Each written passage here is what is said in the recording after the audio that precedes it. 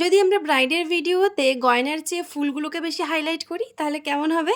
আজকের ব্রাইডের গল্পটা শুরু হচ্ছে ঠিক এইখান থেকে। তার আগে দেখে নাও যে ব্রাইডের বাড়ি যাওয়ার জন্য আমাদের কত কাঠখড় পোড়াতে হয়েছে।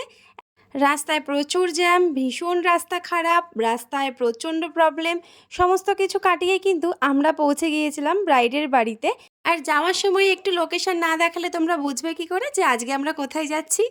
আর আজকের আমার ব্রাইডের লোকেশন ছিল খানাকুল, যেটা আমার বাড়ি থেকে অনেকটাই দূর। যেতে মোটামুটি ৩.৫ থেকে ৪ ঘন্টা সময় তো লেগেই ছিল। কিন্তু কিছু, কিছু রাস্তা এত স্মুথ আর এত সুন্দর ছিল যে গাড়ি চালাতেও ভীষণ ভালো লাগছিল। আর এই ১ম বার আমরা গাড়ি নিয়ে সাজাতে যাচ্ছি এতটা ডিসট্যান্সের একটা ব্রাইডকে। স্পেশালি আমি এই ব্রাইডকে নিয়ে একটু বেশি এক্সাইটেড ছিলাম যে কেমন হবে। রাস্তা, আমার ব্রাইডের বাড়ি যাওয়ার রাস্তা এটা। ৭ সমুদ্র ১৩ নদী পেরিয়ে আমি ফাইনালি ব্রাইডের লোকেশনে এসে পৌঁছেছি। বাট রাস্তা থেকে আমি তো অবাক, আই এম অবাক যে আমি সন্ধ্যেবেলা বাড়ি ফিরবো কি করে। আজকে যদি ও না আসতো, আমার অবস্থা খারাপ হয়ে যেত। রাস্তা জাস্ট সি সি দ্য রাস্তা। যেহেতু লোকেশন দেখেই আমরা ম্যাপ খুলে গিয়েছিলাম এবং ফাইনালি কোনো রকম ব্রাইডকে ডিস্টার্ব না করে একদম ব্রাইডের বাড়ির সামনে পৌঁছেও গেছি। ম্যাপ কিন্তু আজকে আমাদেরকে একদম ভোগায়নি। হ্যাঁ, ঘুরপথ হতে পারে, বাট যেহেতু হাতে সময় ছিল তাই কোনো রকম অসুবিধা হয়নি। এবং তারপর আমি চলে গেলাম ব্রাইডের বাড়ির ভেতরে। আজকে ব্রাইড ভীষণ ভালো ছিল এবং ব্রাইডের বাড়ির লোকও ভীষণ মানে আমাকে সাপোর্ট করেছিল। কিন্তু ওই যে ব্রাইড সাজাতে গেলে আমাদের অনেক রকম সমস্যার সম্মুখীন হতে হয়। আর রিসেপশন লুক হলে তো কোনো কথাই নেই, যেটা সবথেকে বড় সমস্যা, ফুলসজ্জার খাট সাজানো। আর এটার জন্যই আমি এই যে ব্যাগপত্রগুলো খুলে বসেছিলাম এখানে সাজিয়ে গুছিয়ে। আমি তো ভেবেছিলাম যে ব্রাইড এখানেই সাজবে, কিন্তু আমার ভাগ্যটা খারাপ যে আমাকে আবার এগুলো গুছিয়ে নিয়ে অন্য ঘরে শিফট করতে হয়েছিল। কারণ পরে জানতে পারলাম যে খাট সাজানোর লোক আসবে এবং ব্রাইড এই ঘরে সাজতে পারবে না। যেটা রিসেপশন হলে সব জায়গায় এই প্রবলেমটা আমাকে ফেস করতেই হয়। তাই আমি আগে থেকে একটু কথা বলে নিই অনেক ক্ষেত্রে, বাট কিছু, কিছু ক্ষেত্রে মেনে নিতে হয়, কিছু করার থাকে না। এই ১ম বার ব্রাইড একটু অন্য কালার শাড়ি পরছে, যেটা আমার খুব ভালো লেগেছিল। সবাই তো সবসময় একই রকম ব্লু, তারপরে পিঙ্ক এই টাইপেরই পরে। বাট আজকে আমার ব্রাইডের শাড়ি কালারটা আমার এক দেখাতে ভীষণ পছন্দ হয়ে গেছিলো। খুব রেয়ার কালারের বেনারসি, যেটা আমার কাছে ভীষণ এক্সক্লুসিভ লেগেছে।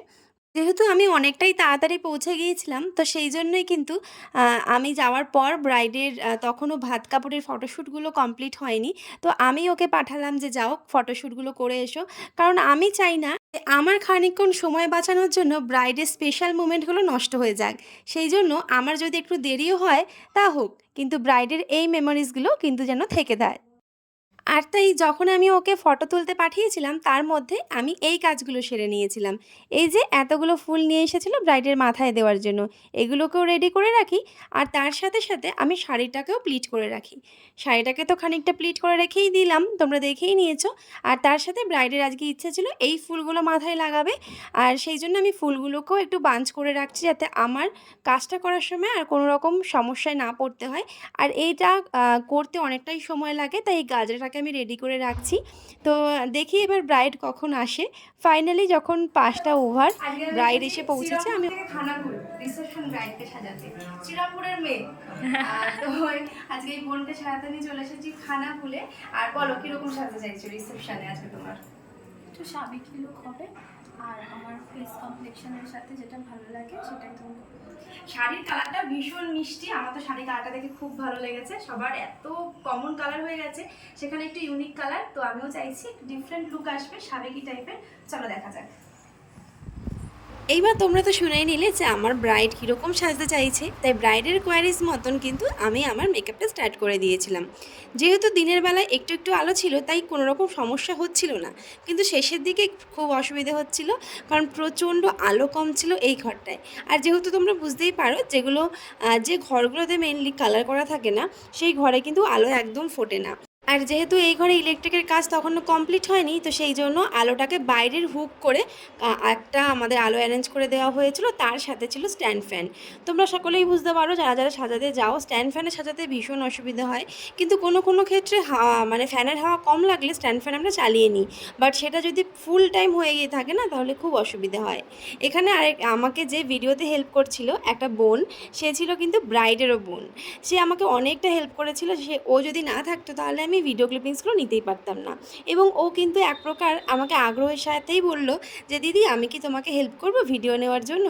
আর আমি তো শুনে ভীষণ খুশি হয়ে গেছিলাম যে সত্যি, না হলে আমার কোনো রকম ক্লিপিংস নেওয়া হতো না। তো ও ছিল আমাকে হেল্প করছিল বলেই কিন্তু আমি ভিডিওগুলো নিতে পেরেছি, এবং খুব সুন্দরভাবে ভিডিও নিয়েছে। হয়তো এতটা ভালোভাবে আমি কোনো জায়গায় ভিডিও নিতেও পারি না যেখানে আমি একা সাজাতে যাই। আমার অ্যাসিস্ট্যান্ট থাকলে তো হয়ে যায়, বাট অনেক সময় কিন্তু আমি নিতে পারি না। ব্রাইডের ইচ্ছে ছিল কলকা, মানে ব্রাইডের নিজের ইচ্ছে ছিল না, যেহেতু ব্রাইডের যে জায়গায় বিয়ে হয়েছিল আশেপাশের লোকের ভালো লাগার ওপর ভিত্তি করেই কিন্তু আমার মনে হয়েছিল কলকাটা করাটা বেটার, আর একটা লুকটা ট্র্যাডিশনালের ওপর রাখাটাই বেটার। তো সেই হিসেবেই করেছিলাম। আর যেহেতু একটু কলকাটা মানে ছোটোর মধ্যে যেরকম ট্র্যাডিশনাল কলকা হয়, সেটা করলে অনেকের ভালো লাগতো না, তো সেক্ষেত্রে কিন্তু আমি করেছি।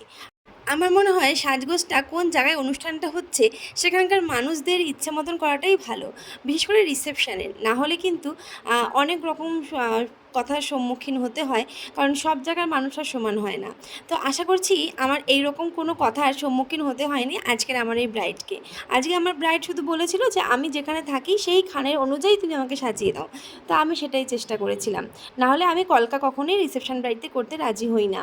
আর নেক্সট কথা হচ্ছে, আজকের ব্রাইডের এত সুন্দর লুকের পরও কিন্তু আরও একটা আবদার ছিল কিছু মানুষের, যে ফুলের গয়না পরাতে হবে। আমি অনেক বুঝিয়ে সুঝিয়ে ফুলের গয়নাটাকে বাদ দিয়েছিলাম।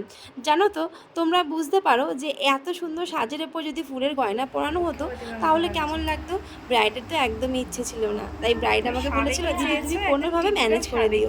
আমি তাদেরকে বলেছিলাম যে ফুলের গয়না ভালো লাগবে না, তো আপনারা এগুলো চেঞ্জ করে দিন। তাই আবার ফুলের গয়না চেঞ্জ করে আবার অন্যরকম ফুল আনা হয়েছিল। তো এরা হচ্ছে সেই সুন্দরীরা যারা আমাকে ভিডিও করতে প্রচণ্ড পরিমাণে হেল্প করেছিল। এরা হচ্ছে ব্রাইডের দু বোন আর এক ননদ, যে তিনজনকে আমি সাজিয়েছিলাম। চলো একটু রিভিউ শুনে নিই। মানে দিদির সাজ কেমন হয়েছে? আর যেহেতু আমি একা গিয়েছিলাম, ব্রাইডের সাথে 3টে পার্টি মেকআপ করে আমার অনেকটা লেট হয়ে গিয়েছিল, কিন্তু তারপরেও ব্রাইডের চিন্তা যে আমাকে খেয়ে যেতে হবে, কিন্তু আমি সেই পর্যন্ত অপেক্ষা করতে পারিনি। যেহেতু আমার হাজব্যান্ড ছিল সাথে, আমি তাই বেরিয়ে পড়েছিলাম। দেখো 10টা 23, এখন আমাদেরকে 1 ঘন্টা যেতে হবে। তো ফাইনালি